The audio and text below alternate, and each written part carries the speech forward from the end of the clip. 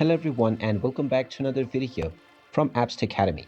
In this video, I'm going to show you how to invite friends within the SoloLearn application. So let's get started right away. First of all, open up the SoloLearn app on your device, and once you open it up, make sure that you are logged into your account using your credentials or your social accounts. After logging in, you will be taken into the Learn page from which you can directly start various different lessons. Now, if you wish to invite some friends within the SoloLearn platform, just tap on a profile at the bottom right corner. From here, tap on the three dots at the top right, and you will now see the Invite Friends button. Go ahead and click on it, and you will now find the Share Invite Link button.